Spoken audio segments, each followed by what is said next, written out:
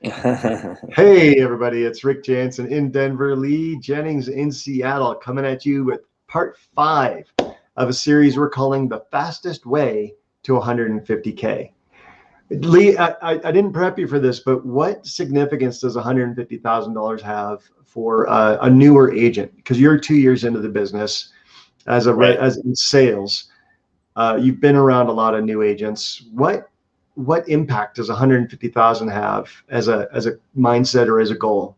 It's a giant mental barrier. And it's kind of funny when you said that, when you just said like the name of this show or episode, whenever I think about that, I think back to a year ago in January when, that I kind of had like a breakout year last year. And part of it was, I think as a newer agent, it's very hard to believe that you can make that type of money in a short period of time. And like last January, so this would have been January of 2020. I'm thinking about, I think I made like $96,000 in like 3 months or 4 months or something. And that kind of like springboarded me forward to, you can obviously do many different things with that. You can put it into marketing. You can hire, a transaction coordinator. You can hire an assistant. You can save it. You can do whatever you want. But that's like a huge mental breakthrough to do that. And for me, it really, honestly, it occurred over like basically like 90 days, and there was obviously a lot of lead up to that. There was a lot of things that had to happen to make that possible. But I think once you've done it, then you're like, A, I've done it. I know how to do that. And B, what else is possible?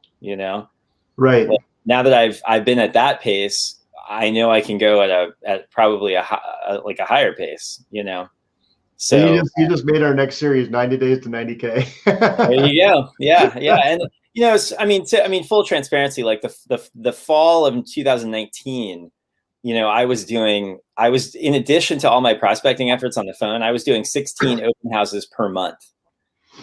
So I was doing 2 open houses per day each weekend, like Saturday, Sunday, and doing all of my prospecting, which, I was definitely, it was a lot.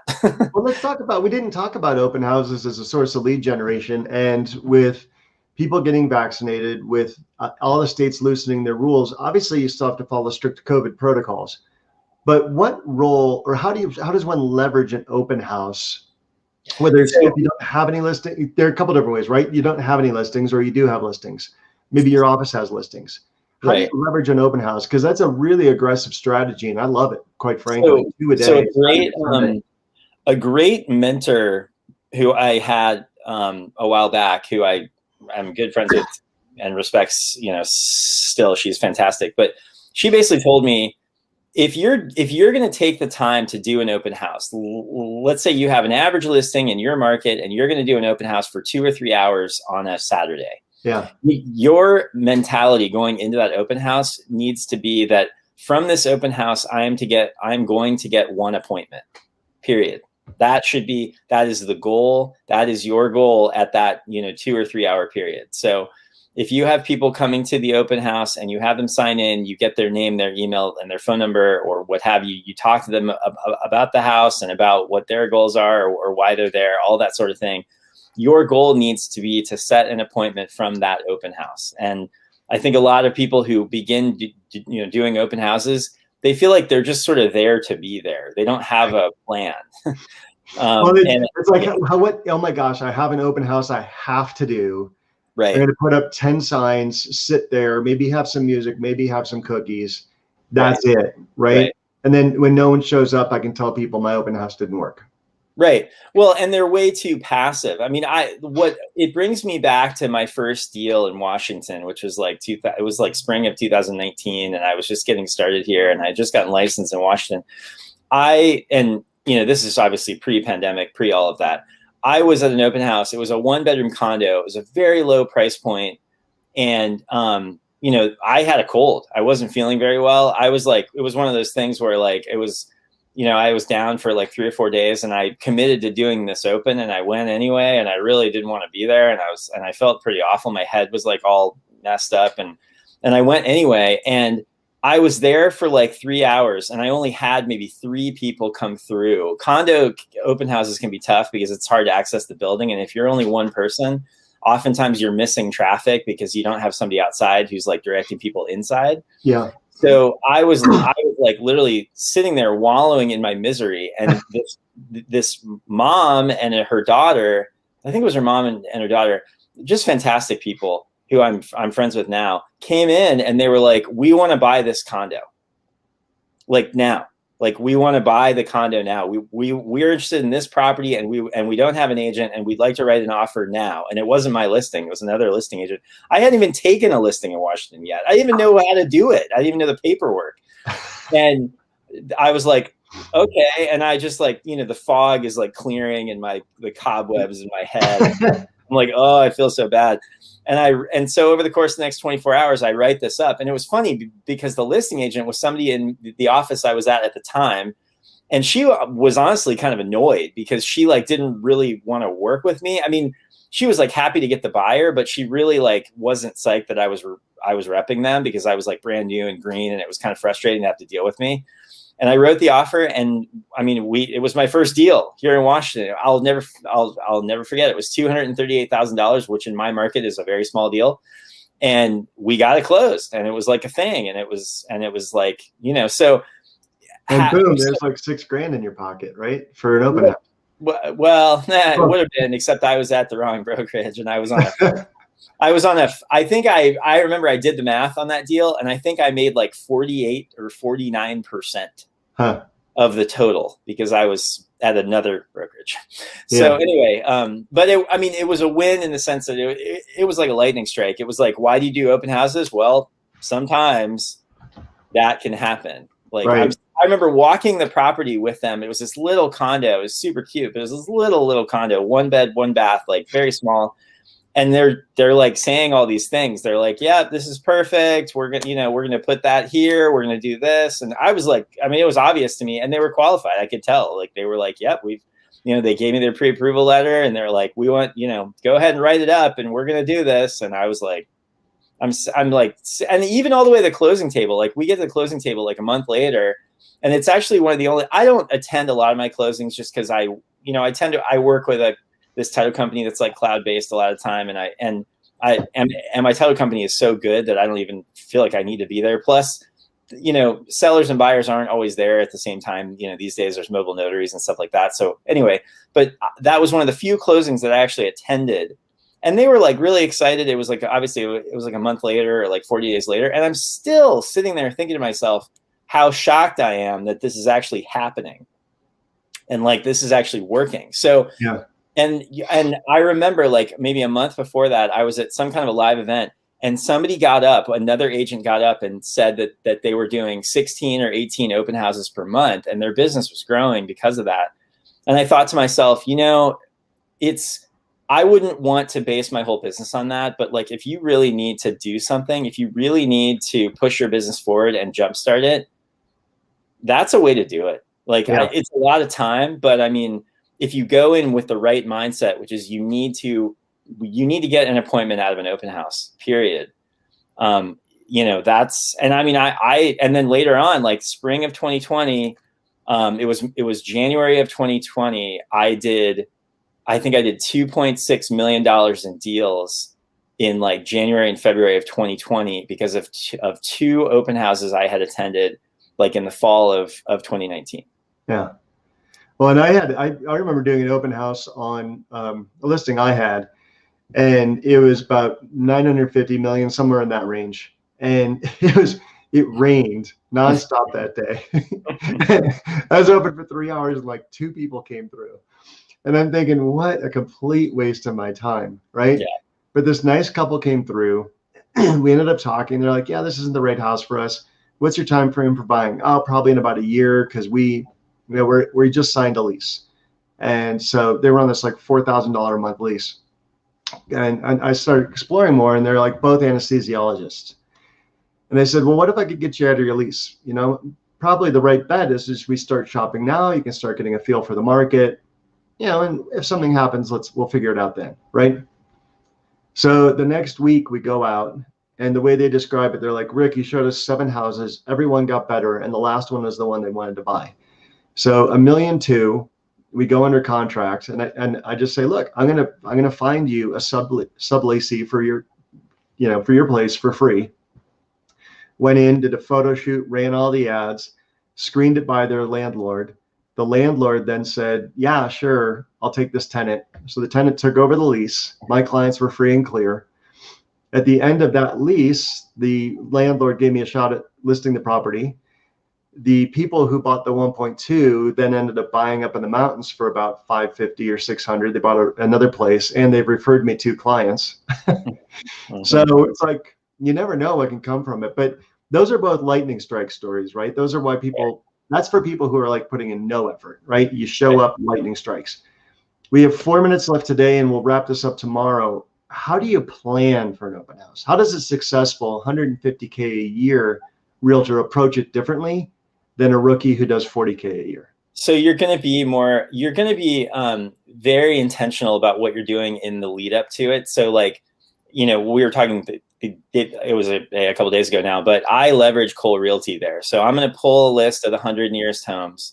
Particularly if it's a unique property, like if you're in an area like that's maybe more rural, or you're in an area that's like maybe not like the center of town, it's really important to get people at the open, because so like local people who are neighborhood people, because those people know people who would want to live in the neighborhood. People think and people think an open house is about finding buyers. An open house is about finding sellers, and you have to like recalibrate your vision towards, you want to be listing other homes in that subdivision. Clearly, you're going to do, so I pull data out of Cole Realty. I'll pull the 100 or 200 closest addresses, and I can get maybe 70% of cell numbers that are in that subdivision. And then I'm going to slide dial every single one of them and let them know that there's going to be an open X date. You want to give it a few days lead time, obviously.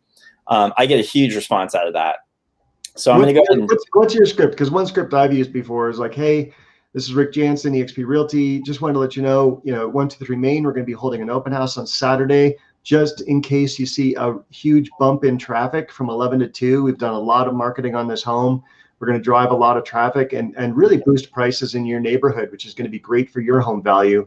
But again, I just wanted to let you know there's going to be a lot of traffic. Don't be alarmed. We're just having an open house, and our marketing really drives buyers. This is one of those things where like this, it's kind of funny. Like my coach always says, 99.9% of agents are simply not doing this, period. So if you're doing it, if you're going to slide dial and have a voicemail and just let them know that this is the property and I'm going to be holding it open and I will be there, you're like worlds ahead of so many other people in this industry. I'm just being so what's your script? What do you say? I say, this is Lee Jennings with eXp Realty. I'm going to be holding an open house at so-and-so address this coming Saturday from 1 to 4 p.m. And I really hope you can make it. It's a fantastic listing, and I will see you there. If you have questions, I can be reached at 206-419-8303. Click. And I get like a crazy amount. I mean, I'll literally have like, I have seriously had like 30% of the people that I slide dialed show up, which is like insanity. It is. They like are shocked that you're doing that like outbound. And then there's other things you can do to make your open special, but that's kind of one of my like Jedi tricks that I play on people, and it really, really works. You're going to bring people in, and then it's the other thing too is like at the open, people have a horrible habit of not getting people's contact info, and so I just simply ask. I'm like, the seller would like to know everybody who toured their home.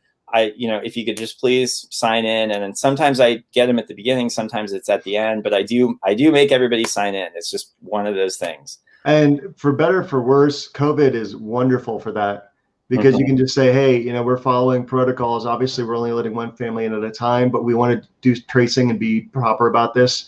So for the safety of you and the seller, and just for the security of the home, could you please sign in? Right. And bam. And on the bottom of the sign in, you can do it on an iPad, you can do it on a legal pad, but somewhere on there you say, I agree to be, on your email newsletter. So right? After they show up, I mean, I put them in a campaign, like whether it's a buyer or a seller campaign. And it's funny, Ben Kinney that's one thing that he actually gave me was, he was like, that's your in the open house script is, there's basically two reasons why people come to an open house. Either they're looking at buying in the neighborhood, or they are wanting to see what this home is like because they're looking at selling. Now, and so which one are you?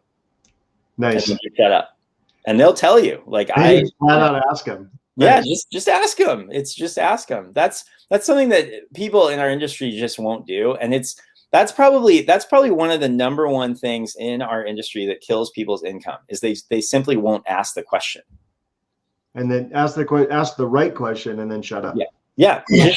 Just ask the question, and if you stop talking, you are in effect making them answer, because they're going to sit there and think about what you asked until they answer. So it's like you just got to wait and let it come, and they will tell you why they're there.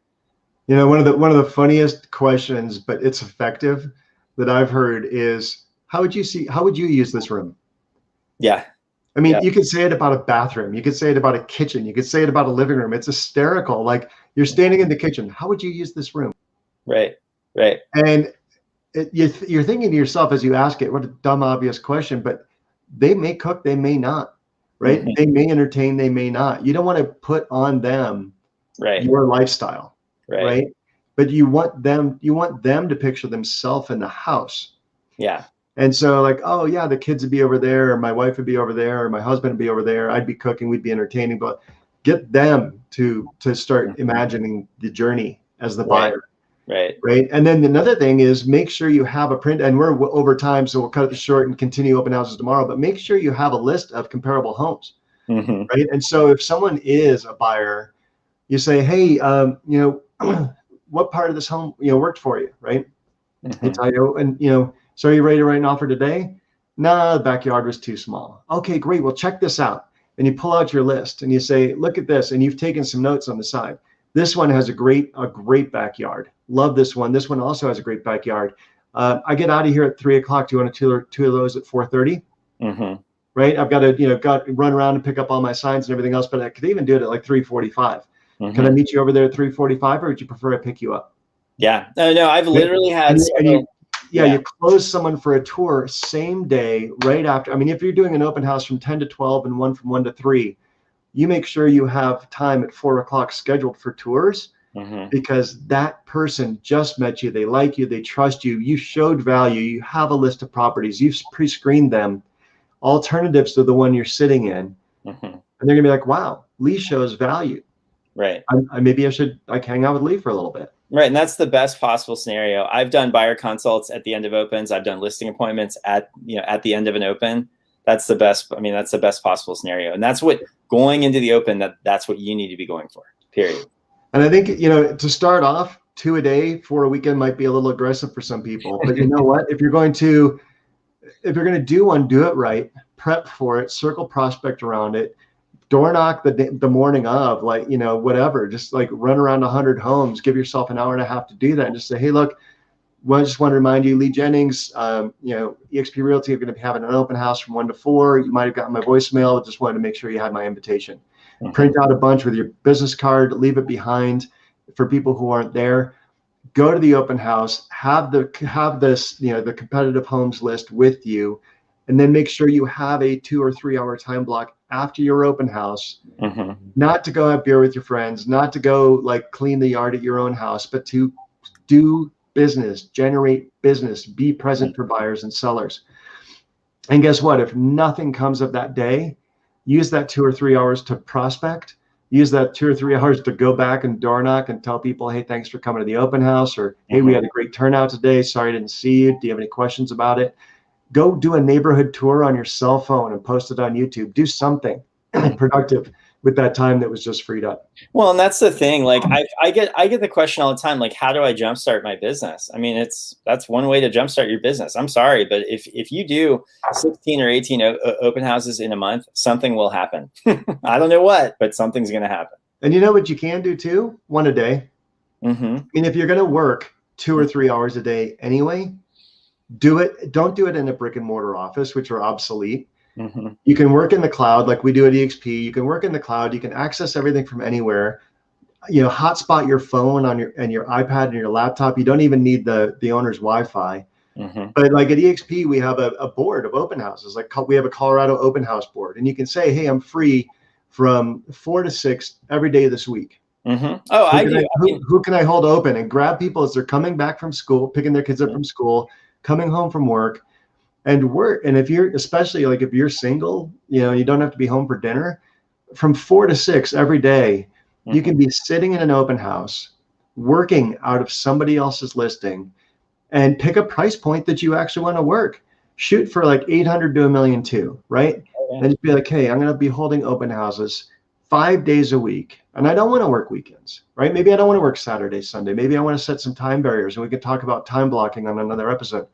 But you say from 4 to 6 every single day, I'm going to be holding an open house, which means I'm prospecting and door knocking from 2 to 4. Then I'm there from 4 to 6, and then I have time set up to do tours afterwards. I'm going to be productive while I'm in the house. I'm going to be calling my sphere. I'm going to be doing something. I'm going to be calling the neighborhood, maybe doing my open house calls for tomorrow, today, right? Whatever it might be. And then when someone comes in, use the script, get to know them, add to your list. And if you're going to be working, work from a storefront, and there's no better storefront for a real estate agent than a listing. Exactly. Yeah, I mean, I've done opens in my market for like tons of agents all around town. I mean, I've obviously done them at my own listings, but I do them for other people's listings all the time. Yeah, and I used to get this objection in my own head. What if someone says no, right? And I started realizing there were brokerages that wouldn't let you hold an open house for them, right? Right. And so at EXP, fortunately here, in Colorado, we have like over 600 agents. I can always find an agent that wants me to hold their listing open. Yeah. But if you're at an independent brokerage or a small brokerage, just start dialing for dollars. Well, there are price point list. And just 1 second, Lee. Pull up a price point list, right? And just start calling those agents. Mm-hmm. You'd say, "Hey, I'm Rick. Hey, Lee, it's Rick Jansen. Just saw your brand new listing at 123 Main Street. I was wondering if I could do you a little favor. Can I hold that open for you today from 4 to 6, or anytime this week from 4 to 6? Can I hold it open for you this weekend from 1 to 4? Right? I know you're super busy. Probably don't do open houses anymore, but I know it'd be great exposure for your seller. And quite frankly, I'd just love to meet a buyer. So, hey, if I find a buyer for your property, great. And you can even go sweeten the pot and say, hey, if I find a buyer for your own listing, I'll just give it to you. Right? That's not my interest. Right. And they're gonna be like, what? Or you say, hey, I'll give you a 50% referral or 25% referral if I find an unrepresented buyer, right? Because I used to be, when I was an independent broker and I was a little more closed-minded, I used to be resentful when someone called to hold my listing open because I knew they were doing the work I should be doing. Right. And I didn't want them getting the buyer that I should be getting if I did the work, but I wasn't willing to do the work. Yeah. And so I kind of was grouchy, man. And I would turn people down. And now sometimes karma hits me in the face and pays me back. But you approach it with a smile and an open mind, and people warm up. There's some phenomenal teams. Like I have some friends who are agents here in town, and like they're dying to have people hold their listings open. So that's like not the issue. I mean, I can think of 5 agents right now that have multiple listings who I could ping and they'd be psyched. They'd be like, perfect. That's great. I'm so glad you're willing to do that. Yeah. And anybody that has 3 to 5 active listings or plus, they know they should be, just to be helping their seller out. And if they don't, they can't hold them all open as it is. Like somebody's got to do it. And they don't have they oftentimes don't have the amount of personnel to pull that off. And some of these are in fantastic neighborhoods. And to that point, and I'm sorry, folks, we're running over, but this is this bonus session. When you're calling around and you find somebody that's that honeypot, right? They've got 5 to 10 listings. They don't have a team built up yet. They're getting to the point of being a little bit overwhelmed. And you start building a relationship of holding these houses open for them. Then you can start saying, well, hey, I notice you focus $800,000 plus. What do you do with the leads sub 800,000, right? I'm sure you get some leads that are like 250, 350. What about I just take those off your hands, right? You're running Facebook ads, you're running Google ads, how are you generating leads? I'm sure some stuff comes in that's just way below your pay grade. How about I pay you a 25% referral, but you just toss all those low price point leads to me, and I'll close them for you, and I'll pay you. Right. And maybe just the referral fees from the low price point ones. Maybe the referral fees that I pay you will cover your entire ad campaign, and you can focus on even higher price points. Would that help you out, Lee? Yeah. See, that's the thing. I mean, that's the way. I mean, I've had opens where like it was obviously a phenomenal property. I picked up a buyer at that open that bought way beyond the price point of the home that I held open. And the other brokerage was super appreciative that I did it. They were like, yeah, you got the exposure. And that's the right mentality to have in our business. And that's actually why I love EXP, is because it's like all that mentality. It's this very collaborative, working together mentality. So. Well, hey, I noticed we had 3 live viewers that stayed like the whole show. Thank you so much. Can you just do us a favor in the comments? Can you just like drop your name or drop a hi, or just put #live or something, just so we know who you are and can just reach out and thank you and give you a private one-on-one consultation if you'd like one. Just do that right now. Just drop it in the comments. And for anybody watching this after the fact, thank you. Tomorrow we're going to go deeper on all this stuff. And then Lee's going to take a couple of days off. I'm going to bring in some guest hosts for the next few days. But we really appreciate your time today. And Lee, thank you. I love brainstorming with you. Obviously, we could talk about this all day because we went 10 minutes over. Yep. So let's just continue it tomorrow. So, all right. Awesome, man. I'll see you then. All right. Have a great day, buddy. You too. Bye.